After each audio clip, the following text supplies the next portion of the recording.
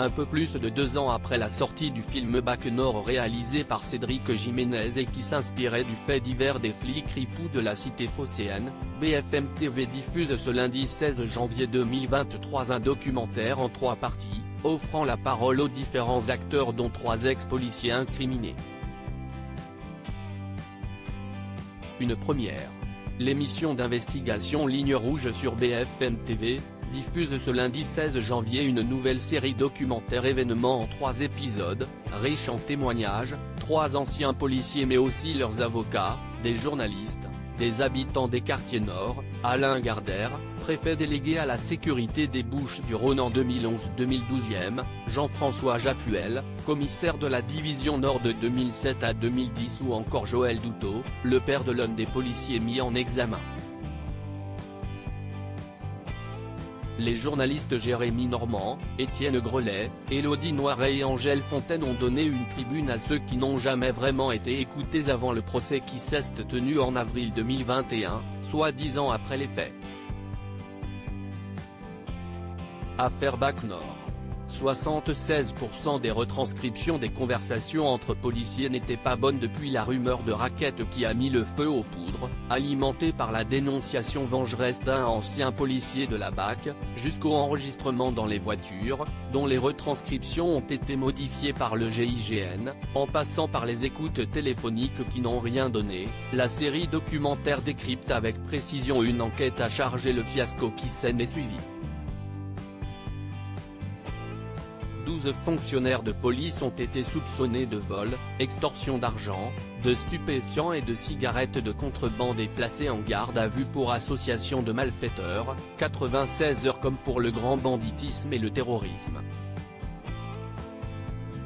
Pourtant, le dossier ne repose que sur des rumeurs et des écoutes qui seront remises en cause, notamment grâce au travail du père de l'un des policiers incriminés.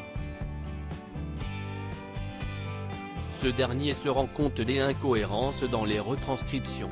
76% des documents n'étaient pas bons, d'après le travail d'un laboratoire scientifique qui a pu isoler les bruits parasites.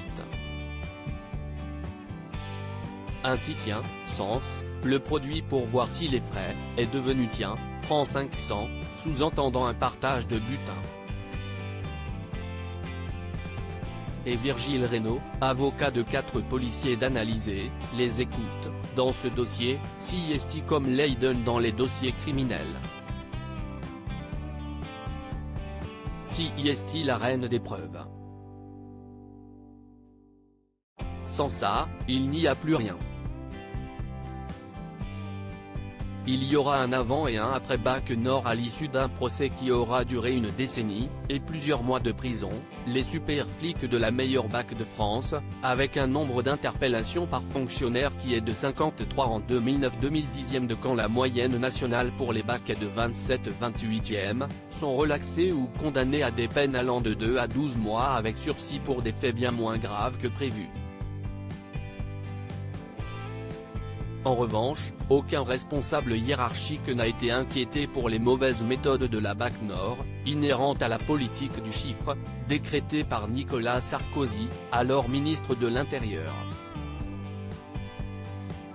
CIST une cicatrice indélébile. Sébastien Soulet, l'un des policiers, rétrogradé gardien de la paix alors qu'il était brigadier a dû partir travailler à 120 km de chez lui, ils m'ont éteint la flamme au niveau police. Il m'a fallu quelque temps pour m'en remettre, il y aura un avant et un après Bac Nord, vous avez cette étiquette à vie. Un de ses collègues, qui a souhaité garder l'anonymat, de poursuivre, CIST terrible pour un policier de se retrouver en prison avec des gens que vous avez envoyés en prison. En termes de punition, il n'y a pas pire. Être jugé par mes pairs fait plus de mal que la prison, CIST une cicatrice indélébile. J'y penserai jusqu'à ma mort. Déclare un 3e. À lire aussi J'y crois pas, c'est une caméra cachée, un policier qui a inspiré le film Bac Nord de Cédric Jiménez raconte son séjour en prison.